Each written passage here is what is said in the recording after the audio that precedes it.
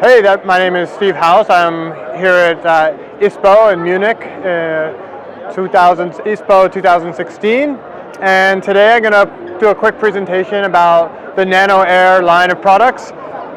When I started working, the original concept with this jacket and this line was to have an insulation that's also breathable, meaning that you could be warm, but you could be working hard and the sweat would move through. The problem with a lot of synthetic insulation is it's either a vapor barrier, like a synthetic insulation, or traditional synthetic insulation, or like down where the water sticks on the down and the down loses its ability to insulate.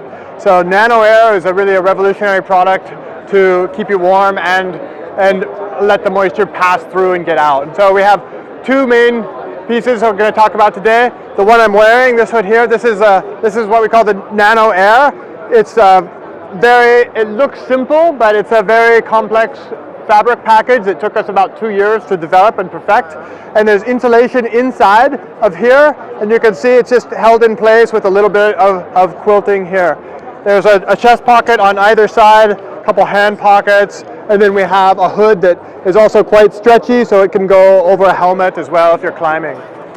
Related to that, we also have what's called the Nano-Air Storm, which is the same insulation package you see on the inside, has some nice pockets, but on the outside it's a kind of a hard shell, what we call Patagonia's H2 No, which is a hard shell that is a standard that will withstand 2,000 millimeters of water pressure when it's new, and it has to, over testing of time, it has to maintain a standard of 10,000 millimeters of water pressure. And actually, this fabric is good for about 15,000.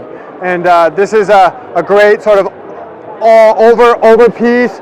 It's an insulation layer, but this has a little more windproofness, waterproofness to it, and keeps you dry. Great for skiing, great for a belay jacket, all those kinds of applications. At Patagonia, our mission statement is to use business as a model for environmental solutions, and part of that is, when you think about it, like, man, it seems a bit of a conflict. We're always selling new things, and that's that new thing that has to come from some raw material somewhere, right? And so we decided as a company that we are going to really promote people repairing things and using things for as long as possible, because the best product for the environment is actually the one you already own. So we have created a whole new movement and created a whole repair center, which we have here at Ispo today and tomorrow, where we're going to be repairing people's clothes and helping them extend the life of the garments they have.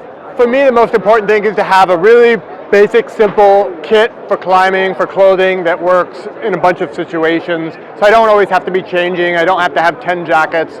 I can have my 2 or 3 jackets, and I can just add or subtract 1 or 2 depending if it's cold or warm or wet, those kinds of things. And I want to have a nice simple kit, and I think that the Patagonia products that I've helped develop totally address those needs.